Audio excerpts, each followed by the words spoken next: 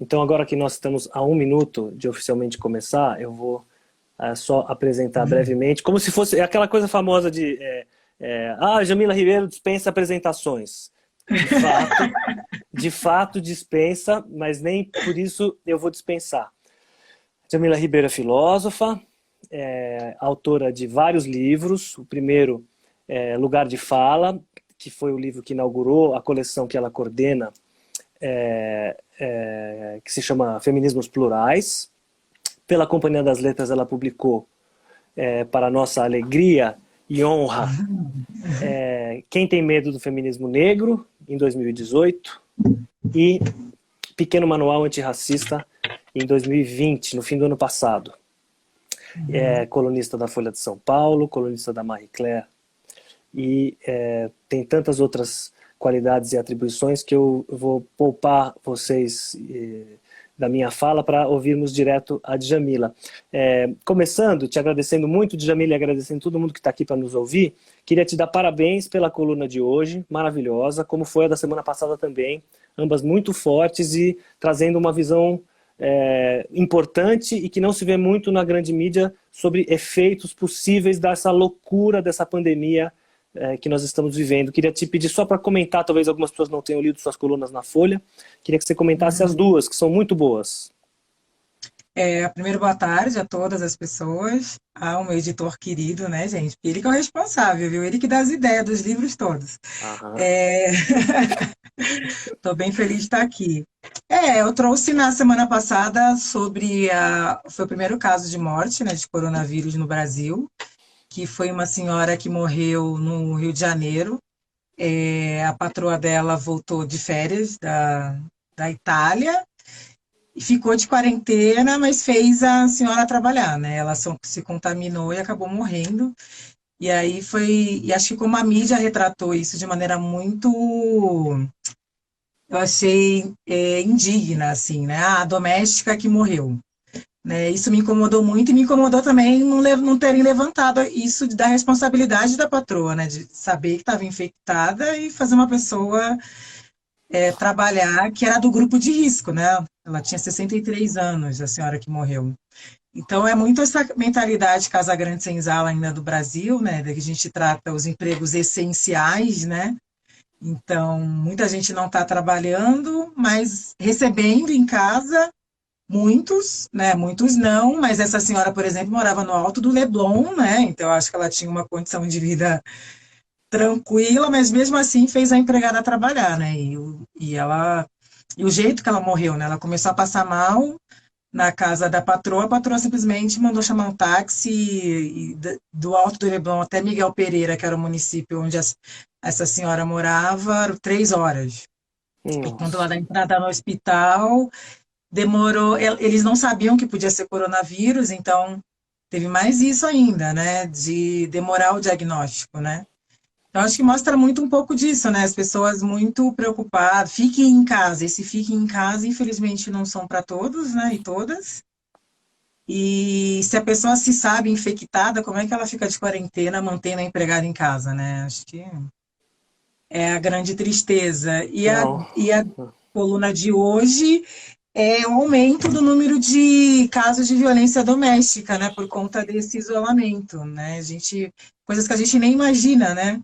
Então, o fato das pessoas ficarem em casa, as mulheres, e as meninas também, aumenta também o número de abuso infantil,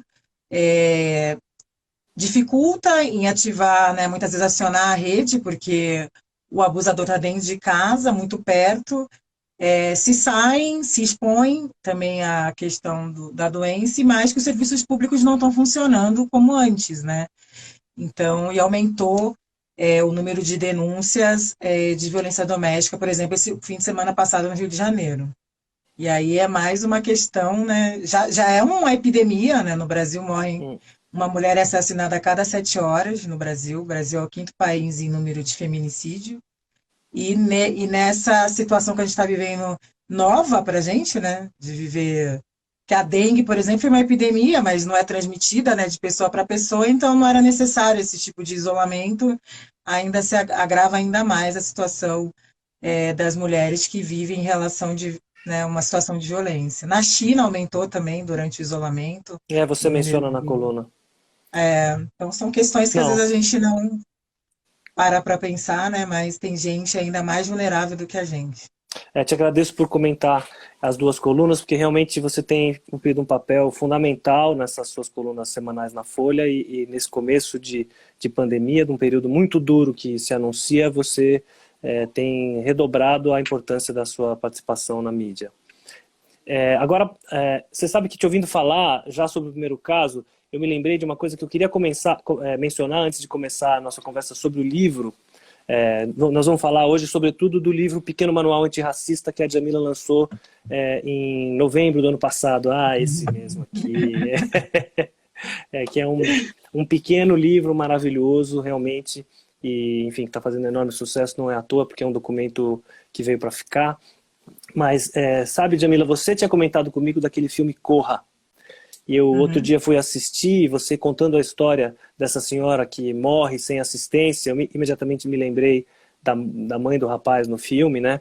E me lembrei que é atropelada e fica... Enfim, eu não vou dar spoiler do filme, então conto só uma passagem do comecinho do filme que me marcou muito e que tem tudo a ver com o seu livro, pode ser um gancho para a gente começar a falar, que é logo no início do filme Corra, um filme do Jordan Peele, em que, então é um casal, no começo do filme, depois a gente conta um pouco mais, mas é um homem negro fotógrafo, muito bem sucedido, que namora uma moça branca, muito rica, e eles vão visitar pela primeira vez a família dessa moça branca, e ele pergunta, você contou para seus pais que eu sou negro?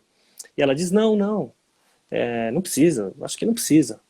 E, enfim, queria que você... E o filme depois, até depois a gente pode falar um pouco do filme, porque você que me deu a dica, e é um negócio realmente, enfim, paralelos com Parasita, né, e antecede Parasita. Mas você fala no livro por que é tão importante falar de cor e raça, e não, em vez de fingir que cor não importa, que é importante enxergar a negritude. Por quê? É fundamental, acho que primeiro porque no Brasil existiu toda essa tradição de não falar desse tema, né? Um país foi fundado sob o mito da democracia racial, então de que aqui não existia racismo, racismo só nos países onde existiu o apartheid legal, né? E com isso a gente vai mascarando muitos problemas, né? Esse fato de não admitir, né? Se a gente não admite, a gente, para que vai pensar a solução para algo que não existe? Esse é um dos grandes problemas da negação, né, do racismo, porque na hora de discriminar todo mundo lembra, né? Então, quando na discussão, por exemplo, das cotas, quando começou no mais efervescente, no começo dos anos 2000, muitos argumentos contrários eram, mas para que falar disso se no Brasil a gente não sabe quem é negro, no Brasil nós somos todos misturados. Só que na hora de discriminar todo mundo sabe, né? Então a gente tem um número altíssimo de assassinato de jovens negros, a gente tem um número altíssimo de mortalidade de mulher negra, de mortalidade materna, por exemplo, de feminicídio de mulheres negras. Então, o problema é sempre na hora de pensar políticas públicas, na hora de pensar soluções, se invocam esse conceito do misturado, de que ninguém sabe quem é negro, mas na hora de discriminar todo mundo sabe, né? Quando olham para a gente em espaços que geralmente não somos maioria, com cara de espanto. Então, todo mundo viu ali que você é negra, né? Então, por isso que é importante de falar, porque racismo estrutura, né, todas as relações sociais no Brasil, e se a gente não enfrenta, não nomeia um problema, a gente não vai pensar a solução para aquilo que se quer nomeado. E isso fica nessa omissão do Estado brasileiro durante muitos anos em negar isso e pensar, inclusive, para criar demandas de políticas públicas, né? Porque isso cria demanda de políticas públicas. Então, por isso que é tão importante a gente falar assim, quando a gente tem os dados que mostram, né, as desigualdades no Brasil, a gente sabe que raça cria uma série de desigualdades, colocando a população negra num lugar extremamente de vulnerabilidade social, vulnerabilizados, né? Então, se o Estado cria isso a partir da raça, é dever também de criar políticas para combater isso. Por isso que é Agora, importante nomear. obrigado, mas sem esquecer da dimensão estrutural do racismo de jeito nenhum, eu queria te perguntar mais ou menos essa mesma pergunta, mas do ponto de vista individual, porque às vezes a gente vê uma pessoa dizendo, eu não sou racista, eu não vejo cor, não vejo diferença de cor. O que isso, na verdade, está dizendo? Um gesto, digamos, até bem intencionado e legítimo de dizer, não, eu não vejo cor, para mim isso... O que é que, na verdade, é problemático nisso? É problemático porque quando diz não vejo cor, parece que a cor negra é algo necessariamente negativo, né? Então, somos diferentes. O problema é quando as diferenças significam desigualdades. E não ver cor, por que não ver cor? Né? Se somos negros e somos partimos de outros lugares, qual que é o problema de ver cor? Né? A primeira coisa que eu diria, porque eu não vejo cor, para mim nós somos todos iguais, fica uma mensagem implícita de que ser negro é algo ruim, está sempre associado a uma imagem social negativa. Se não tem problema nenhum ser negro, por que você não pode enxergar que uma pessoa é negra? Então, às vezes, nessa ânsia de não querer ser racista, a pessoa não percebe que ela está sendo racista, Uhum. né? Porque não teria problema nenhum em enxergar que as diversas etnias, os diversos povos, porque somos seres humanos diversos e múltiplos, né? Acho que a pessoa nem percebe o quanto que isso esconde, né, uma visão preconceituosa, isso de não querer ver. Né? Eu falo, mas por que você não quer ver o que eu sou? Porque é o que eu sou, por exemplo, né? E qual o problema de ser o que eu sou? Então veja, reconheça é, e as nossas diferenças e questione essas diferenças quando elas significam desigualdades, porque diferentes todos somos uns dos outros, né? Qual que é, então, a diferença entre, digamos, um entendimento não racista e um entendimento antirracista? É a responsabilidade, eu acho, porque reconhecer que o Brasil, por exemplo, é uma sociedade racista é uma coisa. Agora, de fato, o que estamos fazendo na prática para combater isso? Eu acho que se fica só no reconhecimento puramente, ele é um reconhecimento que é inerte, né? Ou aquela coisa da culpa, né?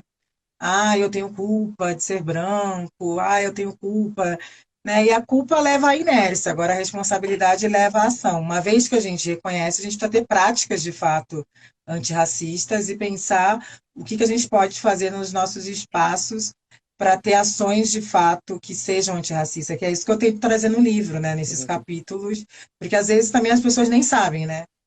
Como começar, né? Tá tão naturalizado, tá tão enraizado na sociedade que as pessoas muitas vezes sequer têm noção do que fazer.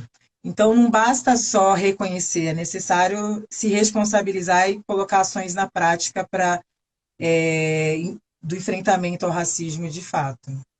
O livro, de fato, tem isso que você menciona, porque ele é ao mesmo tempo um livro, digamos, filosófico, né, de reflexão sobre racismo, de análise histórica e tal, mas tem sempre tem um pouco essa dimensão propositiva de dar alguns caminhos. Você poderia pegar algum dos temas, você fala do mundo do trabalho, fala na educação, fala na leitura, nos hábitos culturais, até nas práticas Uhum. amorosas, como você, digamos, se pode ter atitudes antirracistas, em vez de simplesmente dizer, não, eu não sou racista, tá tudo bem comigo, o problema é nos outros. Acho que o primeiro fato é desnaturalizar, né? Que é a gente começar a questionar ao nosso redor, né? Você, sabe, pessoas brancas convivem em espaços somente com pessoas brancas sem se questionarem, né? E as pessoas negras que ali estão sempre servindo, nunca estão coexistindo dentro daquele espaço. Acho que o primeiro passo é a gente começar a questionar e desnaturalizar o nosso olhar, né?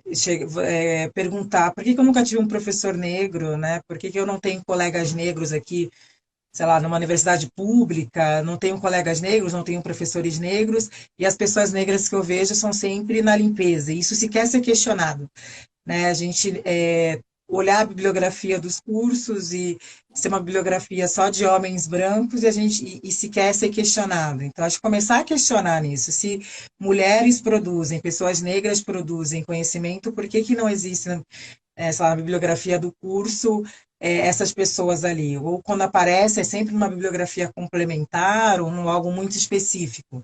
Né? Se é professor, se é educador, acho que pode começar a questionar o próprio currículo, as próprias referências bibliográficas, se você é empregador, né, de fato, estamos empregando pessoas negras? Se estamos, em quais funções?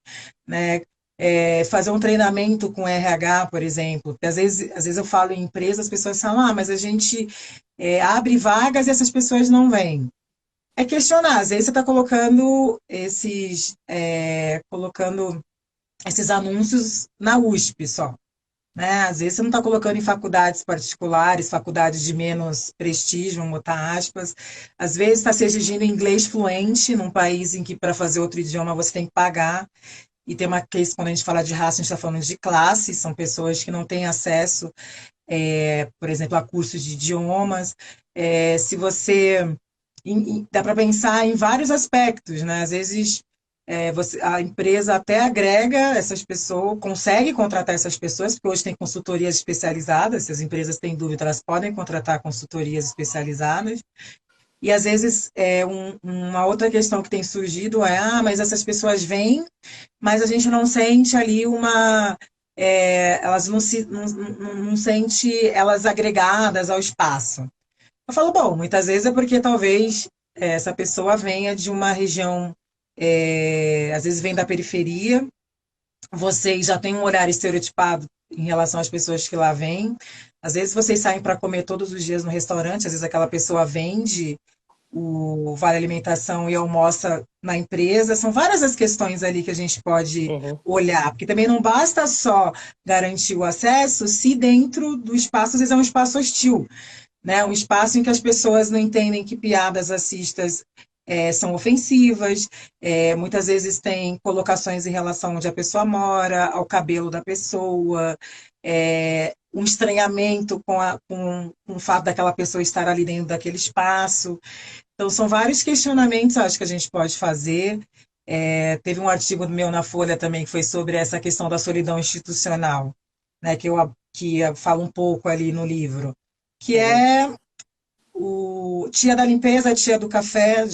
Geralmente são mulheres negras que sequer a gente fala o nome delas, Uhum. né? A gente em não nomear o primeiro passo para a desumanização das pessoas, ou às vezes é uma de nós que conseguiu, com muito sacrifício, romper algumas barreiras e é a única dentro daquele espaço, totalmente branco, e quanto que pode ser hostil para a gente também ser a única, porque as pessoas não estão atentas a essas questões, muitas vezes têm comportamentos que são ofensivos e não percebem que são ofensivos. Então, no âmbito pessoal, as pessoas precisam começar a desnaturalizar e a refletir sobre isso, né? De mínimas coisas, sei lá, o cabelo é ruim, né? Por que o cabelo é ruim, né? Não existe cabelo ruim, existem cabelos diferentes.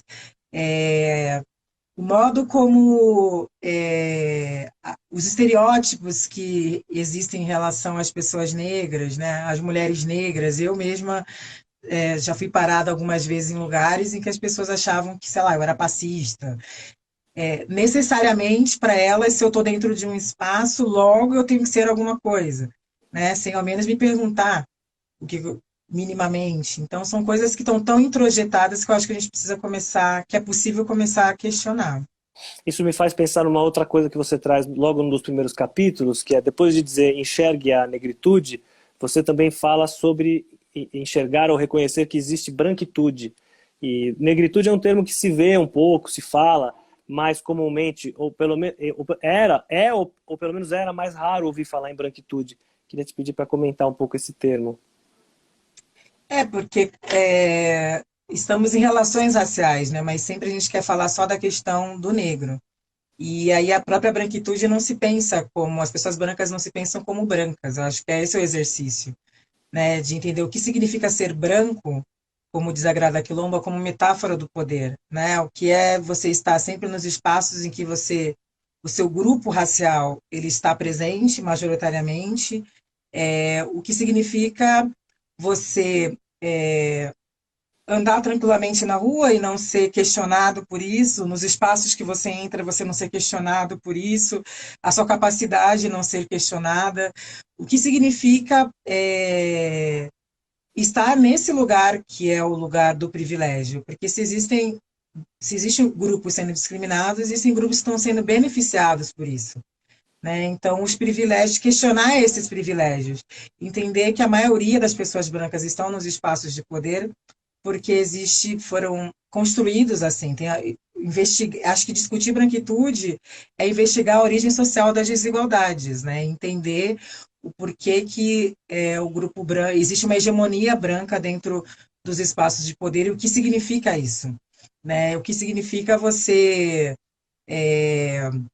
historicamente se enxergar em todos os espaços, estar em todos os espaços de poder e sequer se questionar o porquê disso, né? Porque aí isso faz com que, se você não questiona a branquitude, as pessoas brancas acham que aquele lugar que elas ocupam foi providencialmente fixado ou é um lugar natural delas e não construído. Então, discutir a branquitude necessariamente faz com que se discuta a construção dos privilégios e a origem social das desigualdades.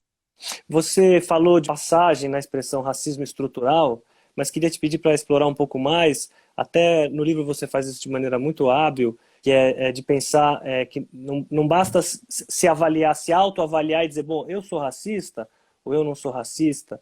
Mas tem alguma coisa que não é uma dimensão moral, pessoal, né? E você discute isso muito bem no livro.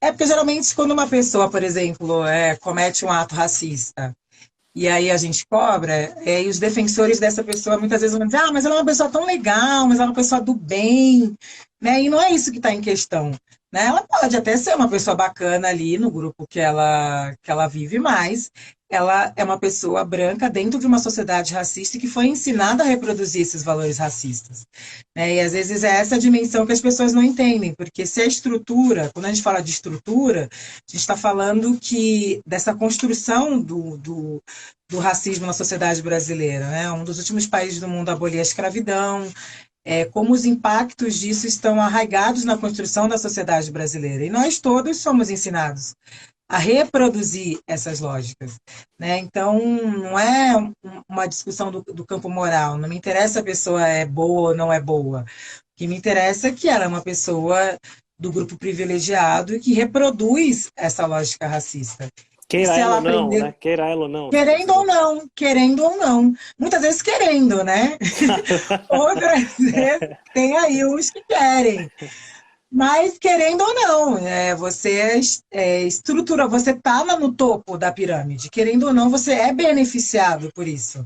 Por mais que você se diga, ah, eu não sou racista, você não deixa de ser beneficiado pela estrutura racista. Você não deixou de ter as condições concretas para ocupar aqueles lugares. E quando a gente fala de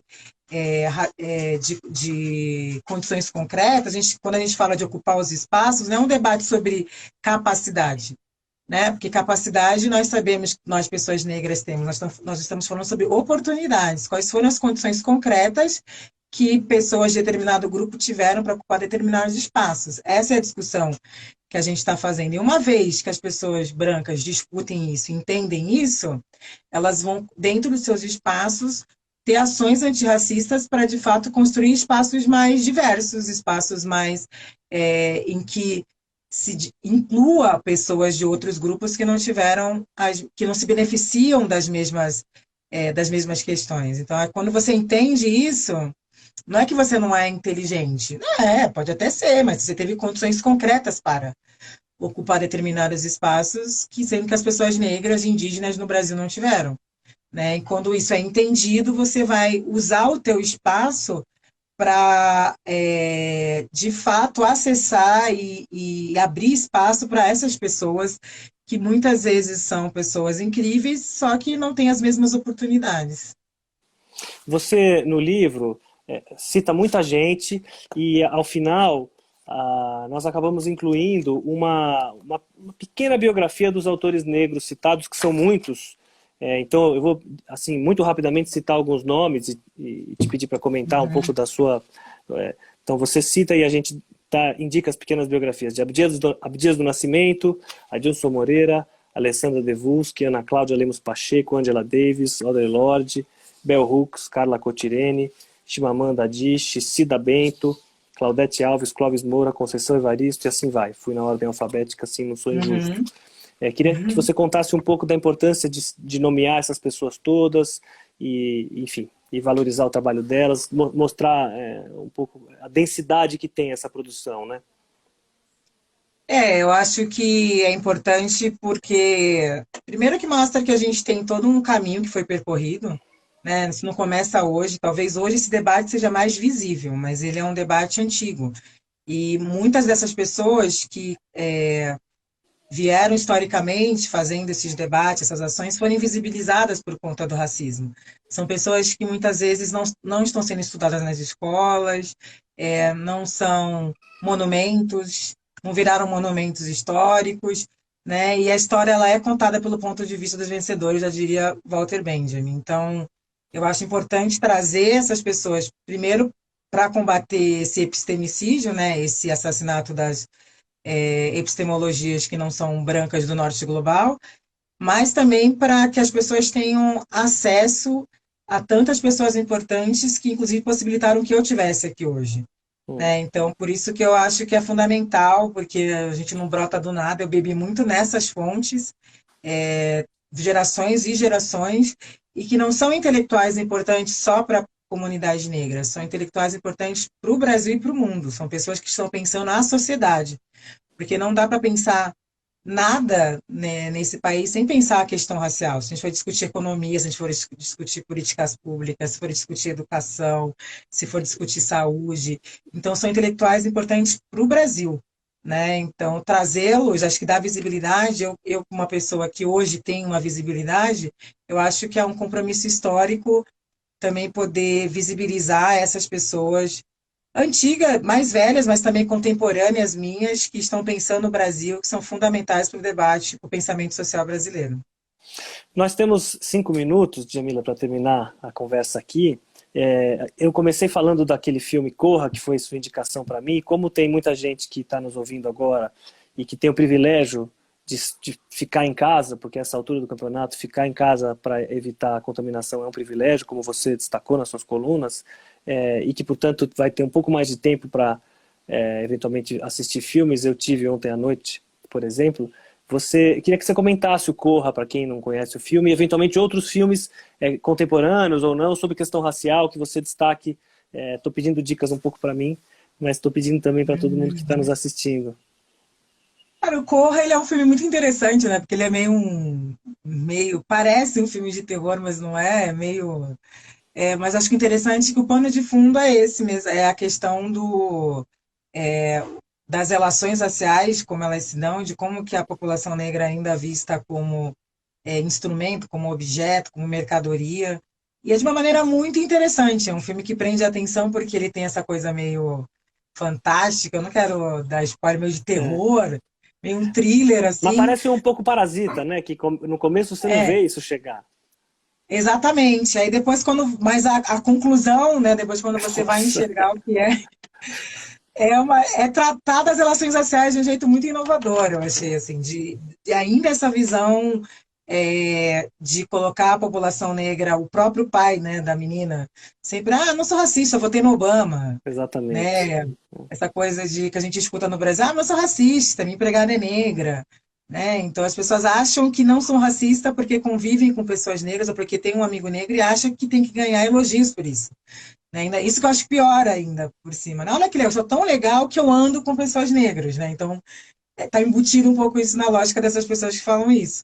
Uhum. Filme, eu não. Eu tenho assistido muita série. Eu acho que a série sobre o Malcolm X na Netflix é sensacional. São alguns episódios que eu acho que é sensacional de entender e tirar essa romantização que se tem com o Malcolm X. Eu acho que ele foi uma pessoa super importante para a luta pelos direitos civis nos Estados Unidos, com as suas contradições, que eu acho que é importante humanizar também os ativistas. A gente tem essa visão sempre muito romântica e heróica, e se esquece que são pessoas que também tinham as suas dificuldades, suas contradições, e que estavam ali tentando lutar, mas também tendo as suas questões, tirar um pouco, né? Porque o militante também é meio desumanizado. Ou ele é o herói, ou a gente é herói, heroína, ou é subalternizado, né? Quando é que a gente é humano? Eu acho que é importante humanizar também. E eu acho que essa série humaniza o Malcolm X, e além de investigar quem matou o Malcolm X, né? Que eu acho que é bem interessante. E tem uma série agora com a Octavia Spencer, que é a Madame C. Walker, que é muito legal, que conta a história da primeira mulher negra que ficou milionária nos Estados Unidos.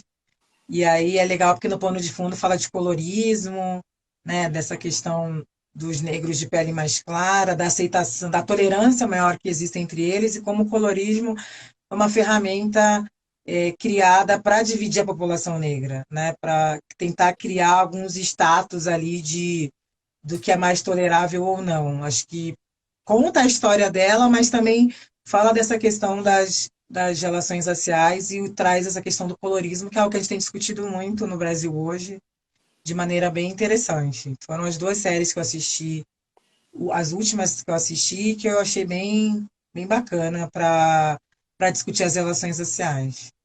Bom, com duas dicas de série que eu vou correr agora para assistir, imagino que vocês Cuidado para assistir também. tudo de uma vez. Esse é o problema, que a gente fica assistindo todos os episódios de uma vez. Aí não dorme, aquela coisa horrível. É.